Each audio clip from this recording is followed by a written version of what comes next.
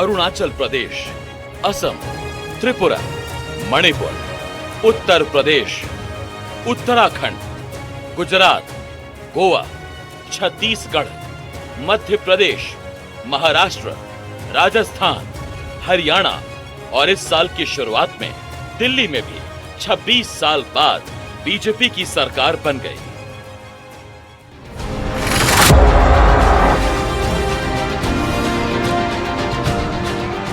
BJP का अपना मुख्यमंत्री बन गया। इन राज्यों में या तो बीजेपी के मुख्यमंत्री हैं या रह चुके हैं। इन राज्यों में तमाम जीतों के पीछे एक चेहरा काम करता आ रहा है और वो है नरेंद्र मोदी का, भारत के प्रधानमंत्री का। अब प्रधानमंत्री नरेंद्र मोदी के दिलो दिमाग में यही बात चल रही होगी कि साल की शुरुआत में दिल्ली जीत ली, साल का अंत होते होते कैसे बिहार जीता जाए। यह बात सही है कि बिहार में नीतीश कुमार के साथ मिलकर पिछले 20 साल से कमोबेश बीजेपी सत्ता में है, लेकिन हमेशा जूनियर पार्टनर की तरह। हालांकि बीजेपी अब भी नीतीश कुमार के नाम पर ही बिहार का चुनाव लड़ रही है, लेकिन प्रधानमंत्री नरेंद्र मोदी और उनके नवरत्न अब की बार बीजेपी के सर्वश्रेष्ठ प्रदर्शन के लिए अपनी ताकत झोंक रहे हैं।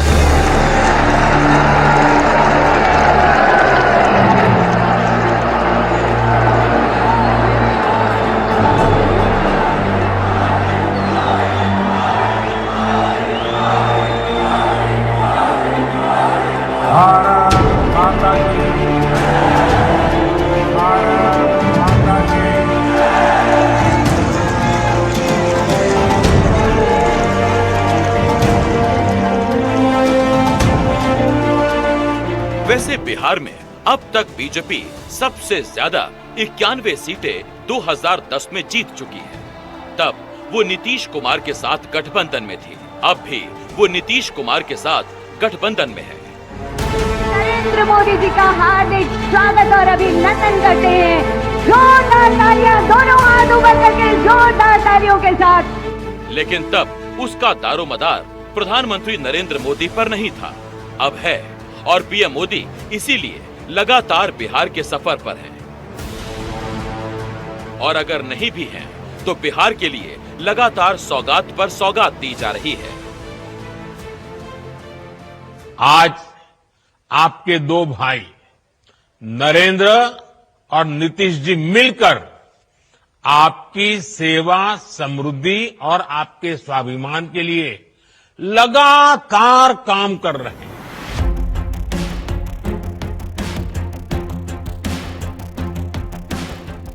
नरेंद्र मोदी बीजेपी की संभावनाओं के सबसे बड़े रक्षक भी हैं, सबसे बड़े प्रतीक भी।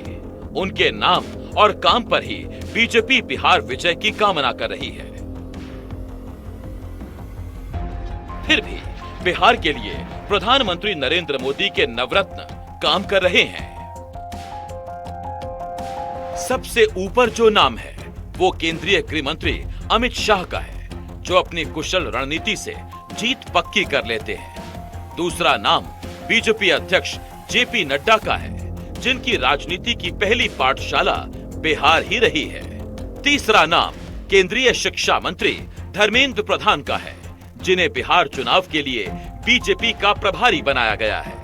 चौथा नाम केंद्रीय जल शक्ति मंत्री CR पाटिल का है, जिन्हें सह प्रभारी बनाया गया है। पांचवा नाम उत्तर प्रदेश के उप मुख्यमंत्री केशव प्रसाद मौर्य का है, उन्हें भी सह प्रभारी बनाया गया है। छठा नाम बिहार बीजेपी के अध्यक्ष दिलीप जायसवाल का है, जिन्हें बिहार में बीजेपी की ताकत को बढ़ाना है। सातवां नाम बिहार के उप मुख्यमंत्री सम्राट चौधरी का है, जो बीजेपी के ओबीसी चेहरा है। आठवां नाम केंद्रीय मंत्री गिरिराज सिंह का है, जो बीजेपी की अगड़ी जाति का चेहरा है। और नौवां नाम केंद्रीय गृह राज्य मंत्री नित्यानंद राय का है, जो प्रदेश बीजेपी के अध्यक्ष रह चुके हैं और गृह मंत्री अमित शाह के करीबी माने जाते हैं। अब इन नवरत्नों के सामने चुनौती ये है कि वो बिहार में जीत का तोहफा प्रधानमंत्री नरेंद्र मोदी को दें। 14 से 25 तक लगभग 16 लाख करोड़ रुपया बिहार को देने का काम। ढेर सारे रोड, इरिगेशन की फैसिलिटी, बरौनी के कारखानों को पुनर्जीवित करना, शुगर मिलों को फिर से चालू करना, कोसी लिंक योजना बनाना, ढेर सारे बिजली के कारखाने, ये सब अगर किसी ने किया तो हमारे मोदी जी ने किया। वैसे तो बिहार में 20 साल से नीतीश राज में ज्यादातर समय बीजेपी ही जूनियर पार्टनर बनी रही, लेकिन बीजेपी की असली तड़प अपना मुख्यमंत्री बनाने की है। ये चुनाव भी नीतीश कुमार के नेतृत्व में ही लड़ा जाएगा, लेकिन ये तय नहीं कि मुख्यमंत्री कौन बनेगा। अमित शाह भी बिहार आए तो नीतीश कुमार की तारीफ भर की, लेकिन ये नहीं बताया कि जीते तो नीतीश रहेंगे या नहीं। हर जिला अपनी सीट बढ़ाएगा क्या? जोर से बोलो, बढ़ाएंगे। 160 का आंकड़ा पार करेंगे, फिर से एनडीए सरकार बनाएंगे, मोदी जी के हाथ मजबूत करेंगे। प्रधानमंत्री नरेंद्र मोदी के साथ साथ उनकी टीम भी अपने काम पर लग चुकी है। खुद उनके सबसे करीबी और चुनावी राजनीति में माहिर गृह मंत्री अमित शाह ने अपना मोर्चा संभाल लिया है। मोदी एंड टीम की रणनीति आज 5 बिंदुओं पर टिकी हुई है।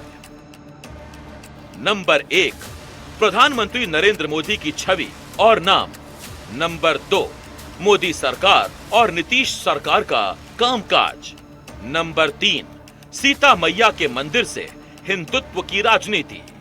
नंबर 4, घुसपैठियों का सवाल और उसी बहाने SIR का बचाव। और नंबर 5, महागठबंधन के सामने एनडीए में नेतृत्व की स्पष्टता। खुद गृह मंत्री अमित शाह ने सीतामढ़ी में जाकर सीता मैया के मंदिर निर्माण की बात करके बता दिया कि बीजेपी की नजर बिहार के 80% हिंदू वोटों पर है। यहाँ पर परिक्रमा पथ, ध्यान केंद्र वाटिका, धार्मिक जल स्रोतों का पुनः निर्माण, धर्मशालाएं, भोजनालय, चिकित्सा सुविधा और डिजिटल गैलरी में मां सीता का जीवन चरित्र और रामायण की कथाएं बताने का यहाँ पर एक बड़ा प्रयास किया जाए। बिहार में धर्म से ज्यादा जाति का गणित चुनावों में बहुत काम करता है। ओबीसी राजनीति बिहार में इस कदर हावी है कि पिछले 35 साल से बिहार में एक जीतन राम मांझी को छोड़कर सिर्फ ओबीसी समुदाय से ही मुख्यमंत्री बने हैं, चाहे वो लालू यादव रहे हो या राबड़ी देवी या फिर नीतीश कुमार। इसीलिए ओबीसी वोट काफी अहम हो जाता है।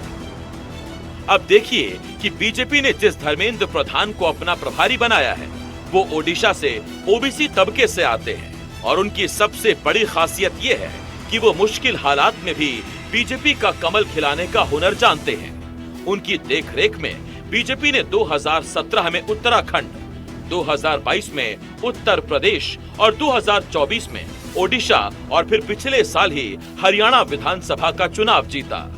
2021 में वो बंगाल में बीजेपी को सत्ता तो नहीं दिलवा पाए, लेकिन ममता बनर्जी का खुद चुनाव हारना उनकी रणनीति का एक मारक हिस्सा था। फिर धर्मेंद्र प्रधान का बिहार से रिश्ता ऐसा है कि वो वहां से राज्यसभा के सदस्य भी रह चुके हैं। हालांकि 2015 में धर्मेंद्र प्रधान को बिहार का जिम्मा दिया गया था, तब वो अपना हुनर नहीं दिखा पाए थे। विपक्ष को लगता है कि बिहार में प्रधान का दांव चलेगा नहीं। अगर इनको जो योजनाओं की घोषणा करनी थी या जो प्रभारी का आपने कहा पहले करते हैं ना, ये एक सिनिस्टर डिजाइन के तहत बिहार पे बीजेपी कब्जा करना चाहती है, नीतीश कुमार जी की पार्टी को हथियाना चाहती है। तो इसलिए बीजेपी अभी देखते रहिए क्या क्या करेंगे, कैसा कैसा खेल होगा। लेकिन 2015 से 2025 आते आते हालात काफी बदल गए हैं। तब बीजेपी अकेले थी। आज उसके साथ नीतीश और दूसरे सहयोगी दल हैं, जबकि 2015 में नीतीश और लालू यादव एक साथ थे।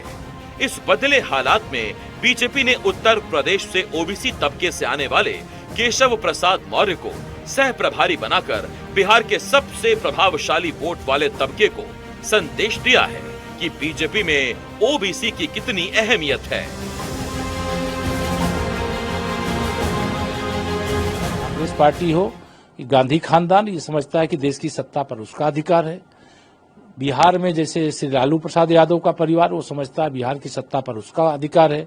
उत्तर प्रदेश में श्री अखिलेश यादव यानी मुलायम सिंह जी का परिवार यह समझता है कि यूपी की सत्ता पे उसका अधिकार है।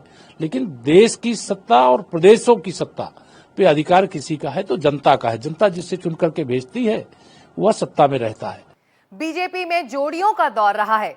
एक वक्त था कि अटल आडवाणी की जोड़ी होती थी और बीजेपी का नारा होता था, अटल आडवाणी कमल निशान मांग रहा है हिंदुस्तान। हिंदुस्तान में इस वक्त कमल निशान सत्ता में तो है और फिर एक जोड़ी भी। इसमें प्रधानमंत्री नरेंद्र मोदी हैं और गृह मंत्री अमित शाह। मोदी शाह की जोड़ी पिछले 11 साल से कमाल कर रही है। जहां बीजेपी के लिए जीत नामुमकिन लगती थी, वहां जीत हासिल की। अब इस जोड़ी के सामने बिहार का चुनाव है। एक तरफ प्रधानमंत्री नरेंद्र मोदी लगातार बिहार के दौरे कर रहे हैं, तो दूसरी तरफ केंद्रीय गृह मंत्री अमित शाह भी लगातार बिहार घूम रहे हैं। गृह मंत्री अमित शाह प्रधानमंत्री नरेंद्र मोदी की टीम के सबसे ताकतवर और निर्णायक नेता हैं।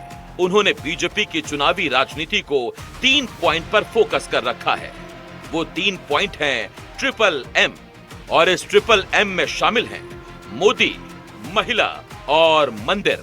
और इस फोकस के साथ बीजेपी की नजर 225 सीटों पर है, जिन्हें जीतना पार्टी का लक्ष्य है।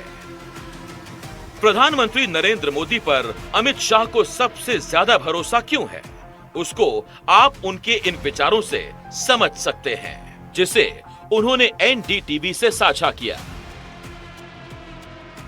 तो लंबे समय तक मैंने उनको बहुत नजदीकी से काम करते हुए देखा है। उनकी सबसे बड़ी खूबी यह है कि हर स्तर की भूमिका के लिए वो अपने आप को ढालने में सफल रहे हैं।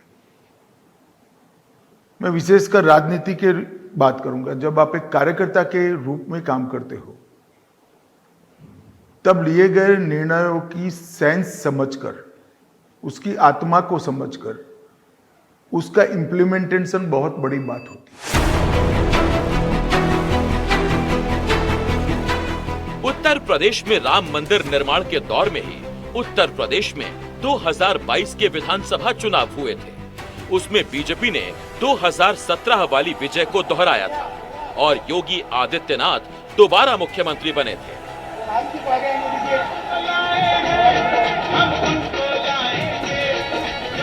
अब सवाल है, क्या भगवान राम की तरह माता सीता का मंदिर निर्माण बिहार में बीजेपी के लिए संभावनाओं के वोट जुटाएगी? इस सवाल का जवाब जानने से पहले आप सीतामढ़ी में माता सीता के मंदिर निर्माण के बारे में जान लीजिए। मंदिर को फिर से भव्य तरीके से बनाने के लिए 21 तीर्थ स्थलों की मिट्टी और 31 नदियों का जल इस्तेमाल किया गया। इसके लिए भगवान राम की जन्मभूमि अयोध्या के हनुमानगढ़ी से ईंट लाई गई और जयपुर से चांदी कलश लाया गया। ये पूरा मंदिर परिसर 67 एकड़ में है, जिनमें से 17 एकड़ जमीन तो पहले से थी, जबकि 50 एकड़ जमीन का अधिग्रहण किया गया। जमीन अधिग्रहण के लिए 165 करोड़ 57 लाख रुपए लगे, जबकि बिहार सरकार ने 1 जुलाई 2025 को ही कैबिनेट से 882 करोड़ 87 लाख रुपए की मंजूरी दी। सीतामढ़ी में माता सीता के मंदिर के पुनर्निर्माण के लिए अमित शाह ने हाल ही में भूमि पूजन किया। पुनौरा धाम में शक्ति स्वरूपा जगत जननी मां जानकी का ये भव्य मंदिर 68 एकड़ से ज्यादा क्षेत्र में बनेगा। लगभग 890 करोड़ रुपया, मैं फिर से रिपीट करना चाहता हूं, 890 करोड़ रुपया की लागत से यहां मां जानकी का भव्य स्मारक और मंदिर बनाने का काम। अमित शाह लगातार बिहार में हैं और उनकी नजर उन सीटों पर है जहां पिछले विधानसभा चुनावों में बीजेपी का प्रदर्शन बेहद खराब रहा। इसमें शाहाबाद का इलाका भी है और सारण का भी। सारण में पिछले बार 10 विधानसभा सीटों में से 6 पर आरजेडी ने जीत हासिल की थी, जबकि एक सीट सीपीआईएम ने जीती। वहीं बीजेपी को सिर्फ 3 सीटें मिली थी। अब की बार गृह मंत्री अमित शाह एक भी सीट पर हार वाली स्थिति पैदा होने देना नहीं चाहते। वहीं शाहाबाद और मगध क्षेत्र में भी बीजेपी को पिछली बार निराश होना पड़ा था। इसीलिए बीजेपी उन सीटों पर सबसे ज्यादा जोर दे रही है ताकि अब की बार जीत में 4 चांद लग जाएं। वैसे भी गृह मंत्री अमित शाह प्रधानमंत्री नरेंद्र मोदी के उस फलसफे में विश्वास रखते हैं कि सही काम के लिए जीत काफी अहमियत रखती है। आपको हारना पसंद है? सवाल ही नहीं उठता। किसी को पसंद नहीं, तो मानवीय स्वभाव है। नहीं, पर हारे ना इसके लिए किस हद तक जाने को तैयार है, इस पे उन पे आरोप लगेगा कि साम दाम दंड भेद एनीथिंग टू विन। आप किसको जीत मानते हो, इस पर इस चीज का निर्धारण होता है। राम और रावण की लड़ाई में दोनों जीतना चाहते थे, मगर राम का उद्देश्य सत्वशील था, तो विजय का महत्व है। हारने का स्वभाव किसी का नहीं होता है, रखना भी नहीं चाहिए। जीत से याद आया कि 2025 की शुरुआत बीजेपी के लिए दिल्ली की शानदार जीत से शुरू हुई। 1998 के बाद से ही दिल्ली की सत्ता के लिए तरसती बीजेपी को इस बार जीत मिली। अब बिहार में चुनाव है। दिल्ली में तो बीजेपी ने शुरुआती 5 सालों तक राज किया भी था। बिहार में बीजेपी के लिए अपना मुख्यमंत्री अब तक दूर की कौड़ी ही बना हुआ है। पिछले विधानसभा चुनावों में बीजेपी ने एनडीए में सबसे ज्यादा 74 सीटें जीती थी, लेकिन 43 सीट जीतने वाले नीतीश कुमार के नाम पर चुनाव लड़ा गया था, तो उनको ही मुख्यमंत्री बनवाना पड़ा। लेकिन अपने मुख्यमंत्री वाली कसक और हसरत कहीं दूर से ही सही बीजेपी के दिल से निकलती रहती है। भाइयों, सम्राट चौधरी जी बैठे हैं। हरियाणा के बाद इब्जा बिहार की बारी है।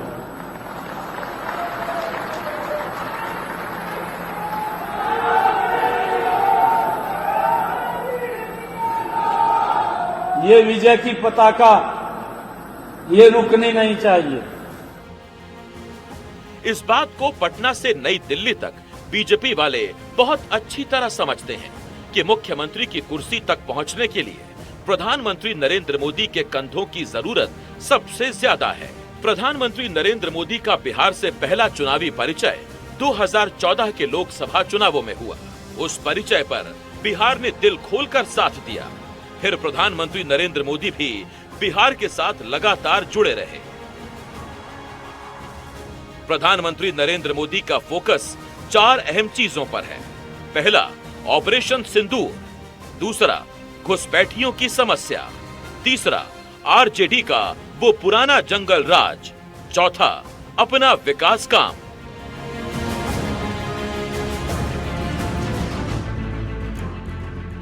विकास की उसी कड़ी में बिहार चुनाव से पहले 75 लाख महिलाओं के खाते में 10-10 हजार रुपए भेजे गए हैं।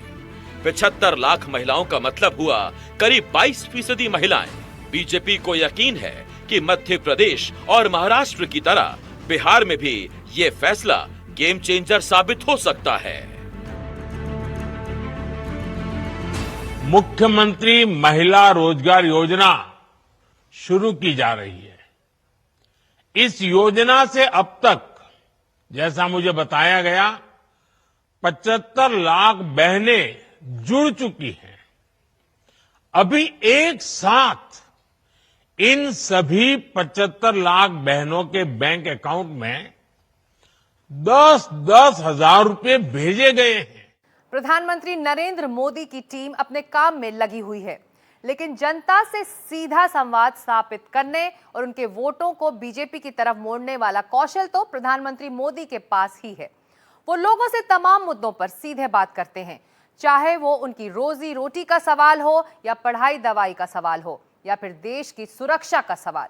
इसीलिए ऑपरेशन सिंदूर से भारत के पराक्रम की कहानी भी वो बताते हैं और पाकिस्तान के इंतकाम की भी दास्तां। मई महीने में पाकिस्तान में किए गए ऑपरेशन सिंदूर के बाद ये पहला चुनाव होगा।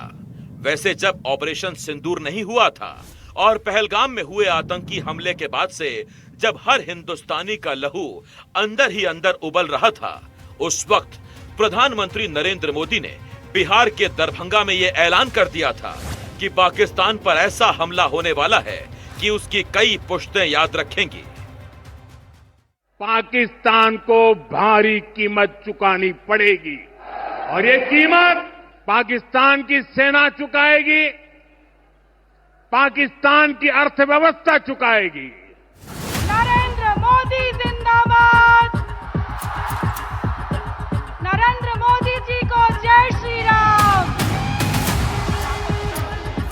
नरेंद्र मोदी जी को जय श्री राम। प्रधानमंत्री नरेंद्र मोदी लगातार बिहार के दौरे पर इन दिनों जाते रहते हैं। उनको भी अच्छे से पता है कि बगैर उनके प्रयास के बीजेपी के लिए जीत का परचम लहराना आसान नहीं है और बीजेपी भी ये जानती है कि उसके हर मंसूबे प्रधानमंत्री नरेंद्र मोदी के नाम और काम से होकर गुजरते हैं। प्रधानमंत्री नरेंद्र मोदी विकास के एजेंडे पर विकास के जरिए लोगों का दिल जीतना सबसे ऊपर है। इसीलिए मोतिहारी से बिहार के लिए 7,200 करोड़ रुपए की योजनाओं का उद्घाटन और शिलान्यास प्रधानमंत्री नरेंद्र मोदी ने किया। इनमें रेलवे, सड़क, तकनीकी पार्क, पावर और गैस जैसी सुविधाएं शामिल हैं। इनमें कृषि और ग्रामीण विकास से जोड़कर कई पिछड़े जिलों और किसानों को ध्यान में रखते हुए फोकस किया गया है। मिथिलांचल में मखाने की खेती को बल देने के लिए मखाना बोर्ड बनाया गया। बक्सर में 660 मेगावाट क्षमता वाला थर्मल पावर प्लांट की सौगात दी गई। मुंगेर में सीवरेज नेटवर्क और एसटीपी परियोजना का ऐलान हुआ। मुजफ्फरपुर के होमी भाभा कैंसर अस्पताल एवं अनुसंधान केंद्र का निर्माण किया गया। मोकामा सिमरिया के बीच 4 और 6 लेन और गंगा ब्रिज का निर्माण। बख्तियारपुर से मोकामा NH31 सड़क का सुधार कार्य हुआ। विकास के साथ भ्रष्टाचार का खात्मा भी प्रधानमंत्री नरेंद्र मोदी के एजेंडे पर है, क्योंकि बगैर भ्रष्टाचार खत्म किए बिहार में बेहतर निवेश की संभावना बनेगी नहीं। जिस राज्य में राजनीति जाति और धर्म के नाम पर उलझी हुई हो, वहां लोगों की आंखों में बुनियादी परिवर्तन के सपने ही जाति धर्म की राजनीति की काट हो सकते हैं। जैसे पश्चिमी भारत में मुंबई है, वैसे ही पूरब में मोतिहारी का नाम हो। जैसे अवसर गुरुग्राम में है, वैसे ही अवसर गया जी में भी बने। प्रधानमंत्री नरेंद्र मोदी की आंखों में विकास के सपने पलते हैं। फिर बिहार से उनका रिश्ता शुरुआती भरोसे का भी है। 2013 में जब बीजेपी ने मोदी को अपना प्रधानमंत्री उम्मीदवार बनाया था, तो पीएम मोदी राज्य दर राज्य घूम रहे थे। उसी कड़ी में 27 अक्टूबर 2013 को पटना के गांधी मैदान में मोदी की हुंकार रैली थी। लेकिन उस रैली में प्रधानमंत्री नरेंद्र मोदी पहुंचते उससे पहले ही पटना रेलवे जंक्शन के प्लेटफॉर्म नंबर 10 पर मौजूद सुलभ शौचालय के पास एक बम धमाका हुआ। उसके बाद गांधी मैदान और आसपास भी 6 जगहों पर धमाके हुए, जिसमें 6 लोगों की मौत हो गई और 89 लोग घायल हो गए। तब प्रधानमंत्री नरेंद्र मोदी को रैली में न जाने की सलाह खुफिया इनपुट से दी गई, लेकिन उस वक्त बीजेपी के प्रधानमंत्री उम्मीदवार नरेंद्र मोदी और बीजेपी के अध्यक्ष राजनाथ सिंह ने मिलकर तय किया कि वो रैली में जाएंगे। बीजेपी के प्रधानमंत्री उम्मीदवार के रूप में नरेंद्र मोदी की बिहार में पहली रैली थी। मोदी ये संदेश नहीं देना चाहते थे कि बाद में कोई ये कहे कि धमाकों के कारण उन्होंने रैली रद्द कर दी। भारतीय जनता पार्टी के संस्कार देखिए। मैंने सुशील जी को कहा था, नंद किशोर जी को कहा था, मोदी को बुलाने का आग्रह मत कीजिए। मुझे ले जाने का आग्रह मत कीजिए। हमारा मकसद है बिहार में किसी भी हालत में जंगल राज घुसना नहीं चाहिए। अपने लंबे सिलसिलेवार भाषण में पीएम मोदी ने विस्फोटों की कोई चर्चा नहीं की। इसके पीछे मकसद था कि लोग घबराएं नहीं, क्योंकि घबराहट में भगदड़ मचने की आशंका थी। इस मामले में बिहार के मुख्यमंत्री नीतीश कुमार ने तत्कालीन गृह मंत्री सुशील कुमार शिंदे से एनआईए जांच की मांग की थी। नीतीश कुमार कुछ समय पहले ही बीजेपी से गठबंधन तोड़कर अलग हुए थे। नीतीश कुमार से प्रधानमंत्री नरेंद्र मोदी का नाता तुम्ही से मोहब्बत तुम्ही से लड़ाई वाली तर्ज पर चलता रहा। वाजपेयी की सरकार में जब नीतीश कुमार रेल मंत्री थे, तब नरेंद्र मोदी गुजरात के मुख्यमंत्री थे। उस वक्त तक नीतीश कुमार नरेंद्र मोदी के बड़े मुरीद थे, यहाँ तक कि उन्होंने उसी वक्त मोदी को दिल्ली आने का न्योता दे दिया था। वैसे मुझको पूरी उम्मीद है बहुत दिन गुजरात के दायरे में सिमट कर नरेंद्र भाई नहीं रहेंगे, देश को इनकी सेवाएं मिलेंगी। लेकिन जब प्रधानमंत्री नरेंद्र मोदी के नेतृत्व में बीजेपी ने तय किया कि वो दिल्ली चलेगी, तो पटना में नीतीश कुमार ने अड़ंगा लगा दिया। दरअसल 2005 में बीजेपी से गठबंधन के बाद मुख्यमंत्री बने नीतीश कुमार को बीजेपी का साथ तो पसंद था, लेकिन मोदी के नाम से दूर छिटकते थे। 2009 में लुधियाना में एनडीए की चुनावी रैली में जब मोदी ने नीतीश कुमार का हाथ अपने हाथ में लेकर खड़ा किया, तो इससे भी नीतीश कुमार असहज हो गए। हद तो तब हो गई जब नीतीश कुमार ने साल 2011 में बीजेपी नेताओं को दिया गया रात्रि भोज रद्द कर दिया। इसके पीछे कारण बीजेपी की तरफ से जारी किए गए पोस्टर को बताया गया, जिसमें 2009 वाली मोदी नीतीश कुमार की तस्वीर थी। यानी तब तक नीतीश कुमार प्रधानमंत्री नरेंद्र मोदी के साए से भी दूर रहना चाहते थे, लेकिन 2014 के चुनावों में बीजेपी की शानदार जीत ने नीतीश कुमार को जमीनी हकीकत का एहसास करा दिया। मैं नरेंद्र दामोदर दास मोदी ईश्वर की शपथ लेता हूं कि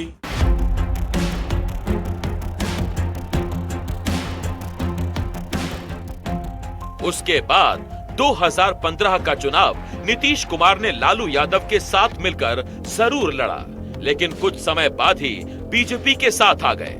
उसके बाद एक बार फिर तेजस्वी के साथ गए, लेकिन 2024 के लोकसभा चुनाव से पहले दोबारा बीजेपी के साथ आ गए।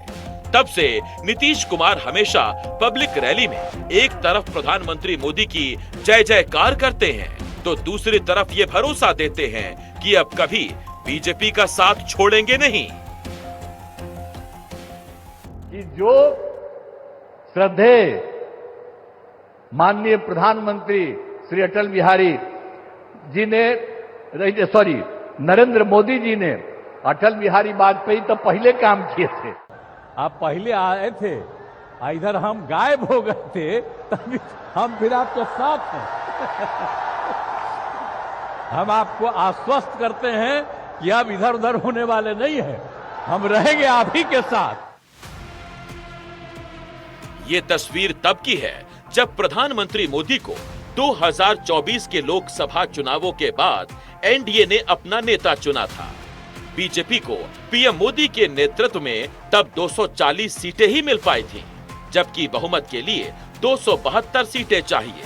लेकिन नीतीश कुमार अपने 16 सांसदों के साथ इस भाव में कभी नहीं दिखे कि सरकार उनकी मदद से चल रही है, बल्कि वो पूरी तरह प्रधानमंत्री मोदी के नेतृत्व में अपना पूरा विश्वास जता रहे थे। और आप जान लीजिए कि कुछ लोग, हम लोगों को तो अब लगता है कि अगली बार जो आप आइएगा ना, तो इस बार हम देखें कि कुछ इधर उधर कुछ जीत गया है, अगली बार सब हारेगा, हमको पूरा भरोसा। ये सब बिना मतलब का बात बोल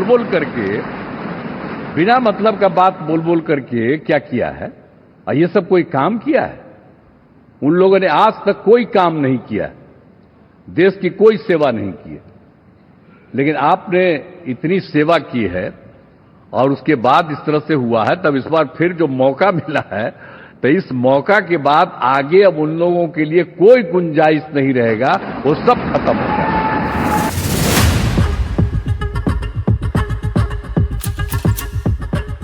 प्रधानमंत्री नरेंद्र मोदी में विश्वास नीतीश कुमार को है तो दूसरे सहयोगियों को भी, जिनमें चिराग पासवान है, जीतन राम मांझी हैं और उपेंद्र कुशवाहा हैं।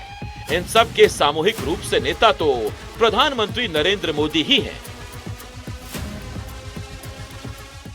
इसीलिए बिहार में एनडीए का सबसे बड़ा दारोमदार जिसके ऊपर है, वो प्रधानमंत्री नरेंद्र मोदी ही हैं।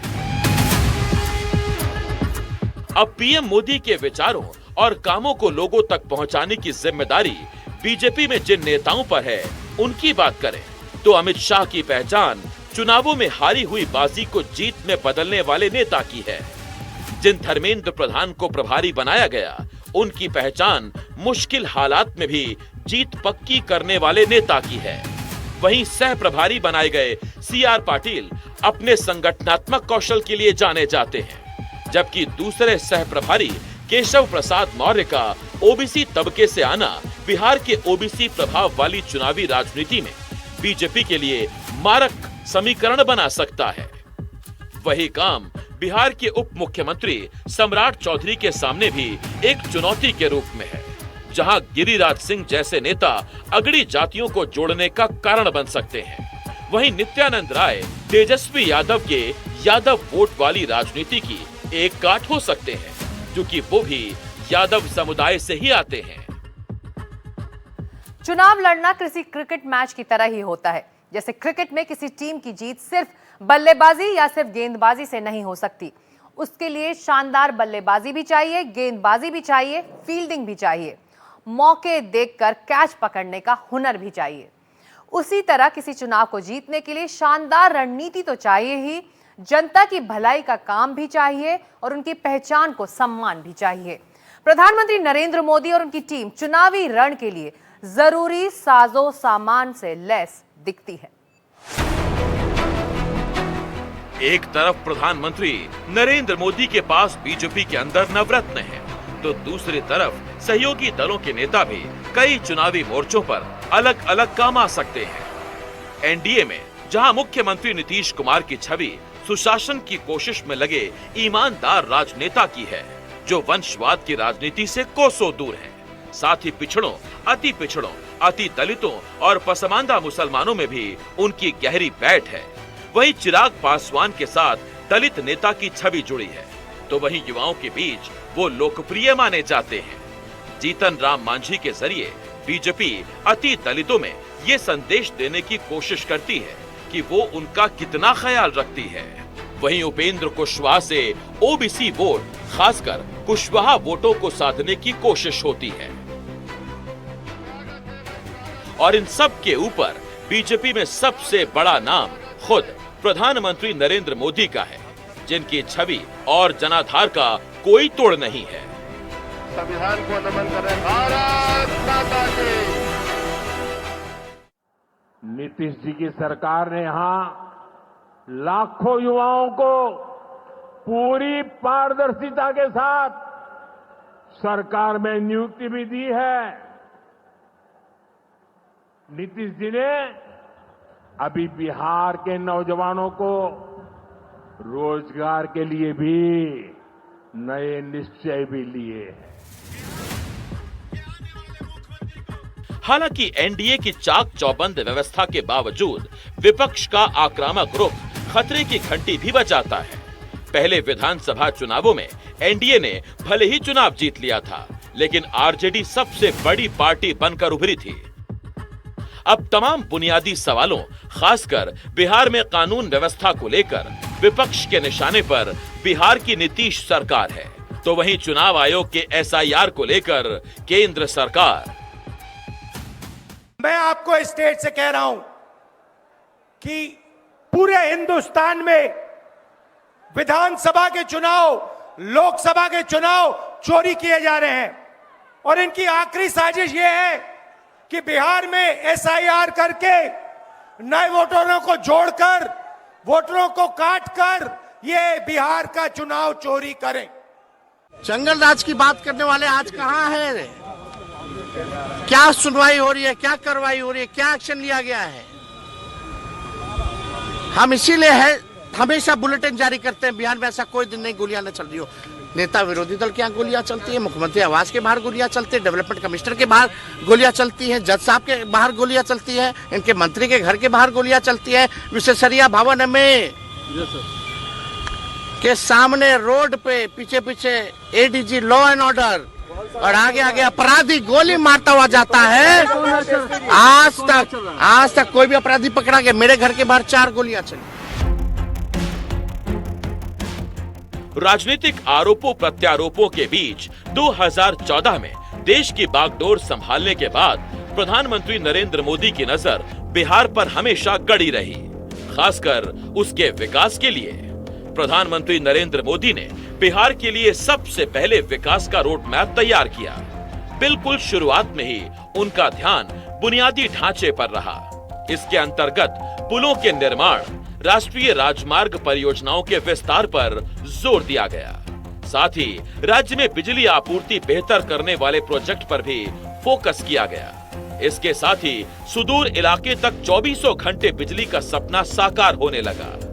उसी तरह गांव-गांव, गली-गली सड़कों की शानदार कनेक्टिविटी भी बन गई। सड़कों की तरह ही रेल यात्रियों की सुविधाएं बढ़ाने, सफर का समय कम करने और नई ट्रेनों को बढ़ाने का काम तेजी से हुआ।